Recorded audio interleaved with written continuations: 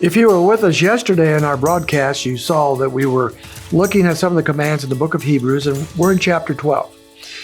This applicational section of the book of Hebrews is very enlightening, very helpful. And we looked at the first couple of verses. The picture here in those first two verses had to do with a metaphor of running a race, laying aside the things that slow down the runner. Running the race is before us, knowing the finish line that is there, meeting Jesus at the finish line, who has already gone before us, and receiving our reward at the end of that race. So all that is laid out in the first couple of verses. Now we go on to verse 3 and begin to look at some of the difficulties that we might have as we run this race. And we have some more commands in that regard. So he says in verse 3, and here's another command, "For consider him who has endured such hostility by sinners against himself, so that you will not grow weary and fainting in heart." Now, running a race is interesting. Most of us at some point in life have done a little running. And if you've ever done any kind of a competitive running, we know there's a lot of difference between a sprint and a marathon type run or a long distance running. And I think at least at this point, and I think even earlier, he wasn't talking about a 100-yard sprint.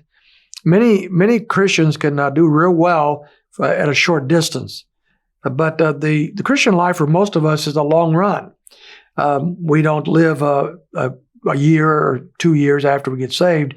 In most cases, we live many, many years as Christians. And so it's possible, and there's even times when we grow weary in the race that is set before us. It's a long run. It's a marathon. If you ever run a long distance, and I haven't done it in a while, but years ago I did a little bit, and I know that there's waves of weariness, and there's times when we get what we call the second wind. So we're just about to wear out, we're just about shot, and for whatever reason we get that second wind, and we pick up and we start feeling good and start running better. That kind of comes and goes in a long distance run. So here we have this picture of the long distance marathon runner in the Christian life. And maybe we're getting weary. This verse implies that. And it talks about getting weary and fainting in heart. So we're about to give up. We're about to go to the sidelines and say, enough is enough. I don't want to continue to run this race. So what is his instruction? What is his command? He said, consider him. So we're talking about Jesus, who has endured such hostility by sinners against himself. So Jesus has gone through whatever you've gone through. The opposition of the devil, the opposition of other people, the opposition of unbelievers, even sometimes the opposition of Christians. Jesus understands that. He's been through that. He knows what that is. Consider him. Take a look at him. Look at his example. Look at what he's done so that you do not grow weary, fainting in heart. And so this is a good command. Now, he drops on down, and we need to keep this now in the context. In verse 5, he says, and you have forgotten the exhortation which is addressed to you as sons. My son, do not regard lightly the discipline of the Lord, nor faint when you are reproved by him. For those whom the Lord loves, he disciplines, and he flogs every son whom he receives. I think this passage is often misunderstood to some degree. Because the word discipline is used, the word flogging or scourging is used here, usually we jump immediately to the Lord disciplining us for our sin.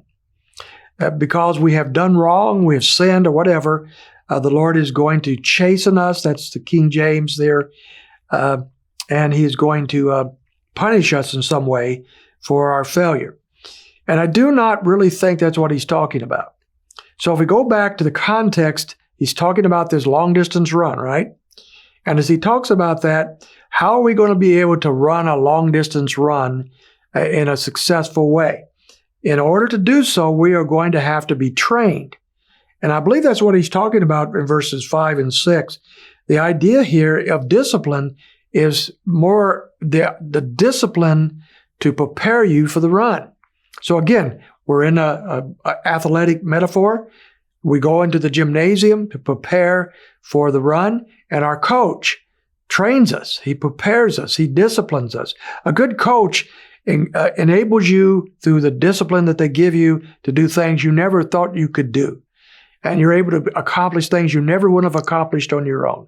This is a discipline I think he's talking about here.